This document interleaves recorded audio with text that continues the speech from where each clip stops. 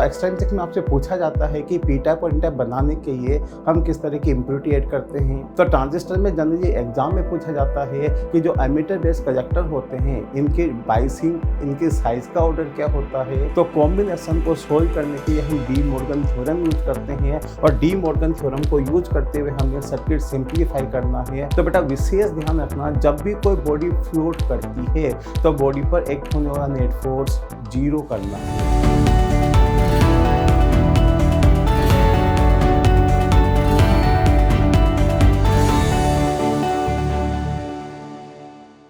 Dear students, mission success 2022 में आपका स्वागत है। मैं के.पी. चित्तौड़ा, फैकल्टी फिजिक्स, एजनकर इंस्टीट्यूट, आपका स्वागत करता हूँ। बेटा इस सीरीज में हम टॉपिक का एनालिसिस कर रहे हैं कि टॉपिक से किस तरह के क्वेश्चन एग्जाम में आए हुए हैं। आइए आज हम टॉपिक का एनालिसिस करें and first chapter is semi conductor. बेटा सेमी कंडक्टर की बात करें तो इस एग्ज़ाम से एवरी ईयर एग्ज़ाम में 3 क्वेश्चंस आते हैं। क्वेश्चंस जनरली थ्योरेटिकल होते हैं, तो आपको थ्योरी पोर्शन थोड़ा सा स्ट्रॉन्ग करना है। तो चाहिए इससे किस तरह के क्वेश्चंस आए हुए हैं। फर्स्ट हम डिस्कस करें टाइप ऑफ सेमीकंडक्टर। तो there are 2 type of semiconductor, intrinsic and extrinsic. Intrinsic semiconductor में जनरली वो electron and hole are charge carrier और उनकी मोबिलिटी से रिलेटेड क्वेश्चन पूछा जाता है कि किसकी मोबिलिटी ज़्यादा होती है, किसकी कम होती है, कंडक्टिविटी पर टेम्परेचर का इफेक्ट किस तरह का होता है। एक्सट्रिंसिक बात करें तो एक्सट्रिंसिक में आपसे पूछा जाता है कि पी टाइप और एन टाइप बनाने के लिए हम किस तरह की इम्प्योरिटी ऐड करते हैं, इनमें मेजॉरिटी माइनॉरिटी चार्ज कैरियर्स क्या होते हैं और इनका इम्प्योरिटी लेवल किस जगह पर होता है। नेक्स्ट हम डिस्कस करें पी एन जंक्शन। तो पी एन जंक्शन में आपसे पूछा जाता है कि डिफ्यूजन और ड्रिफ्ट करंट की डायरेक्शन क्या होती है, कौन से चार्ज कैरियर पार्टिसिपेट करते हैं, जो बैरियर प्रोड्यूस होता है वो बैरियर डिफ्यूजन का अपोज करता है या सपोर्ट करता है और बैरियर ड्रिफ्ट का अपोज या सपोर्ट करता है।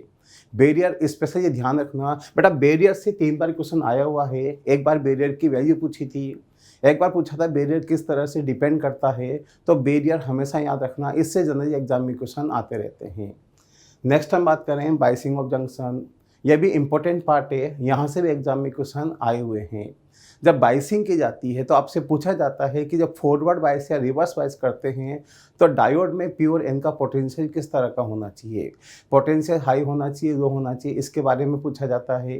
बाइसिंग करने से डिफ्यूजन करंट, ड्रिफ्ट करंट पर क्या इफेक्ट आता है, ये विशेष ध्यान रखना, स्पेशली एग्जाम में पूछा गया है।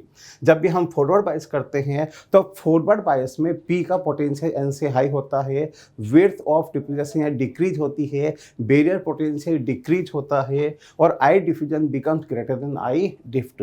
मीन्स जब फॉरवर्ड बाइस करते हैं तो क्या इफेक्ट होता है, सेम रिवर्स बाइस करने पर क्या इफेक्ट होता है। जब रिवर्स बाइस करेंगे तो width of diffusion air increase, barrier voltage increase and I diffusion less than I drift. Specially ये ध्यान रखना, यहाँ से एग्जाम में क्वेश्चंस आए हुए हैं। नाउ अब डायोड से रिलेटेड एग्जाम में न्यूमेरिकल भी आए हैं। न्यूमेरिकल 2 टाइप के होते हैं। फर्स्ट जब आइडियल डायोड की बात करते हैं तो आइडियल डायोड में हम डायोड का रेजिस्टेंस एंड बैरियर 0 मानते हैं। मीन्स जब भी डायोड फॉरवर्ड बायस में होगा diode replace by wire and reverse bias diode replace by open circuit. आप डायोड को या तो वायर या ओपन सर्किट से रिप्लेस करिए, अब वो क्वेश्चन करंट इलेक्ट्रिसिटी में चेंज हो जाएगा और जो भी आपसे पूछा है इजीली निकाल सकते हो। हाँ, स्पेशल ये ध्यान रखना, यदि क्वेश्चन में डायोड के साथ सिलिकॉन या जर्मेनियम मेंशन कर दिया है तो आपको उसका बैरियर लेना ही पड़ेगा। पहले फॉरवर्ड बायस में उसका बैरियर ओवरकम होगा और बैरियर ओवरकम होने के बाद करंट फ्लो होगी। और बेटा जनरली यहीं पर एग्जाम में मिस्टेक होती है। तो यदि क्वेश्चन में सिलिकॉन जर्मेनियम बैरियर मेंशन किया है तो बैरियर लेना ही पड़ेगा, इस पर सही ध्यान रखना। इसके बाद स्पेशल डायोड की बात करें तो स्पेशल डायोड में जेनर डायोड की बात करें तो जेनर डायोड रिवर्स बायस के ब्रेकडाउन में यूज होता है और जेनर से कितनी करंट फ्लो होती है एग्जाम में पूछा गया है और यहाँ से क्वेश्चन आने की प्रोबेबिलिटी भी है। तो जेनर करंट कैसे निकालते हैं, फॉर्मूला याद रखना और फॉर्मूला यूज करके आपको जेनर करंट फाइंड करना है। यदि हम एलईडी एंड फोटो डायोड की बात करें तो जनरली जो लाइट आ रही है या लाइट एमिट होती है उसके वेवलेंथ के लिए पूछा जाता है कि लाइट एमिटिंग डायोड में जो वेवलेंथ होगी वो कितनी होगी और फोटो डायोड में फोटो डायोड किस वेवलेंथ की लाइट को डिटेक्ट करेगा। ये स्पेशली ध्यान रखना, एग्जाम में क्वेश्चन आए हुए हैं। नेक्स्ट हम ट्रांजिस्टर की बात करें तो ट्रांजिस्टर में जनरली एग्जाम में पूछा जाता है कि जो एमिटर बेस कलेक्टर होते हैं इनके बाइसिंग, इनके साइज का ऑर्डर क्या होता है, इनकी डोपिंग का ऑर्डर क्या होता है, और एक्टिव मोड के लिए बेस एमिटर जंक्शन और बेस कलेक्टर जंक्शन की बाइसिंग किस तरह की होती है। ट्रांजिस्टर में या तो बेसिक थ्योरेटिकल क्वेश्चन आता है जो कि ट्रांजिस्टर डिजाइनिंग से रिलेटेड होता है, या फिर ट्रांजिस्टर में डायरेक्ट न्यूमेरिकल आता है। स्पेशल ये याद रखना, जब भी न्यूमेरिकल आएगा कॉमन एमिटर ट्रांजिस्टर से रिलेटेड रहेगा, और इसमें पूछा जाता है current gain, voltage gain, power gain and transconductance. आपको वोल्टेज गेन गिवन होगा, करंट गेन पूछिएगा, पावर गेन पूछिएगा।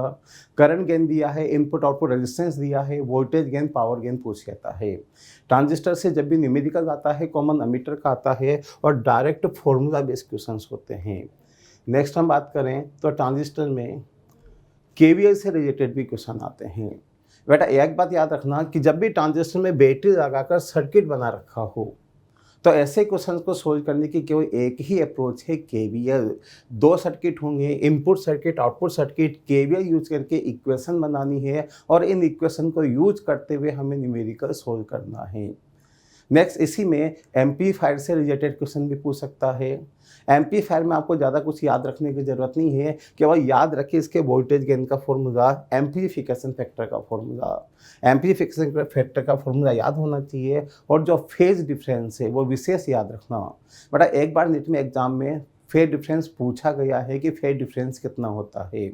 कॉमन एमिटर जब भी एम्पलीफाई करेगा then 180 degree phase difference between input and output signal. तो ये ट्रांजिस्टर से रिलेटेड हुआ।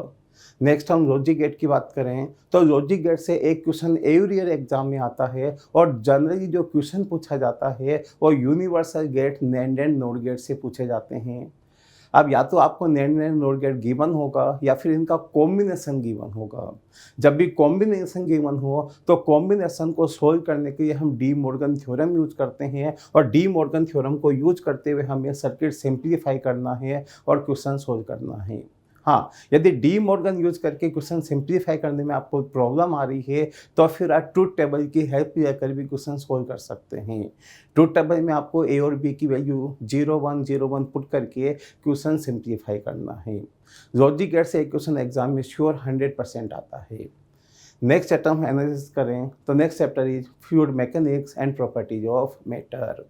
बेटा यदि फ्लूइड की बात करें तो फ्लूइड से एग्जाम में एवरी ईयर 2 क्वेश्चन आते हैं। सिंपल न्यूमेरिकल्स होते हैं, फ्लूइड से थ्योरेटिकल क्वेश्चन जनरली कम आते हैं। First we discuss elasticity. तो इलास्टिसिटी में जो मेनली क्वेश्चंस बनते हैं वो बनते हैं यंग्स मॉडुलस, बल्क मॉडुलस और energy density. Young's modulus, bulk modulus और एनर्जी डेंसिटी यहाँ से क्वेश्चन आए हुए हैं। तो energy density, Young's modulus and bulk modulus का फॉर्मूला ध्यान रखना, और सिंपली फॉर्मूला बेस्ड क्वेश्चंस होते हैं। नेक्स्ट चैप्टर बात करें फ्लूइड स्टैटिक्स। तो स्टैटिक्स में से जो जनरली क्वेश्चंस आते हैं वो पास्कल लॉ से आते हैं, और उनमें भी स्पेशली यूट्यूब से रिलेटेड क्वेश्चन पूछे जाते हैं कि एक साइड इतना लिक्विड फिल कर दिया, अनदर साइड कितना राइज होगा, या फिर यूट्यूब में लिक्विड फील्ड है, लिक्विड इक्विलिब्रियम में है तो लिक्विड की हाइट क्या होगी, डेंसिटी क्या होगी। तो स्टैटिक्स में यूट्यूब या पास्कल लॉ से रिलेटेड आपको फोकस करना है, और यहीं से एग्जाम में क्वेश्चन मेनली आए हुए हैं। यदि हम बायोन फोर्स आर्किमिडीज प्रिंसिपल की बात करें तो बायोन फोर्स और आर्किमिडीज प्रिंसिपल से जनरली जब भी क्वेश्चन आता है वो फ्लोटेशन से रिलेटेड क्वेश्चन आता है। बॉडी फ्लोट कर रही है, बॉडी की डेंसिटी क्या होगी, कितना पार्ट इमर्ज होगा। तो बेटा विशेष ध्यान रखना, जब भी कोई बॉडी फ्लोट करती है तो बॉडी पर एक्ट होने वाला नेट फोर्स 0 करना है। जनरली 2 फोर्स एक्ट होंगे, या तो वेट एंड अपथ्रस्ट। यदि हाँ बॉडी किसी वायर वगैरह से अटैच है तो टेंशन भी आएगा। आपको कुछ नहीं करना, नेट फोर्स 0 करके क्वेश्चन सोल्व करना है। नेक्स्ट बात करें फ्लूइड डायनामिक्स। तो डायनामिक्स में से जनरली क्वेश्चंस बनते हैं वो equation of continuity and Bernoulli से बनते हैं। इक्वेशन ऑफ कंटिन्यूटी आपको तभी यूज करनी है जब क्वेश्चन में एरिया गिवन हो, वेलोसिटी पूछी जाए। यदि एरिया देकर वेलोसिटी पूछी है, use equation of continuity, otherwise use Bernoulli theorem. Next बात करें सरफेस टेंशन। तो सरफेस टेंशन से बेटा जो जनरली क्वेश्चन एग्जाम में आए हुए हैं वो है सरफेस एनर्जी से रिलेटेड और कैपिलरी राइज से रिलेटेड। सरफेस एनर्जी का फॉर्मूला याद रखना, टीनी डॉप्स का फॉर्मूला याद रखना, एंड कैपेसिटी राइज में एच का फॉर्मूला याद रखना और साथ में कंसेप्ट याद रखना। जब कैपेसिटी राइज की बात करते हैं तो हम दो मेथड यूज करते हैं, pressure method and force balance method. दोनों मेथड का कंसेप्ट याद रखना और एच का फॉर्मूला याद रखना। और जनरली जो क्वेश्चंस आते हैं वो एच पर ही आते हैं, और याद रखना H inversely proportional to R, और जो लिक्विड राइज होता है M proportional to R. Next हम बात करें विस्कोसिटी। तो विस्कोसिटी भी इम्पोर्टेंट है, यहाँ से भी एग्जाम में डायरेक्टली क्वेश्चन आते हैं, बट विस्कोसिटी से एग्जाम में जब भी क्वेश्चन आता है वो मेनली टर्मिनल वेलोसिटी पर आता है। ये टर्मिनल वेलोसिटी बॉडी पर एक्ट होने वाला नेट फोर्स 0 होगा, और नेट फोर्स को 0 करते हुए आपको क्वेश्चन सोल्व करना है। हाँ, यदि उसने स्पेरिकल बॉडी के लिए पूछा है तो for spherical body VT proportional to R square, और मेनली यहीं से भी क्वेश्चन आते हैं। तो विस्कोसिटी में आपको टर्मिनल वेलोसिटी पर विशेष फोकस करना है, और टर्मिनल का ही क्वेश्चन एग्जाम में आया हुआ है। नीट एग्जाम के लिए बेस्ट ऑफ लक।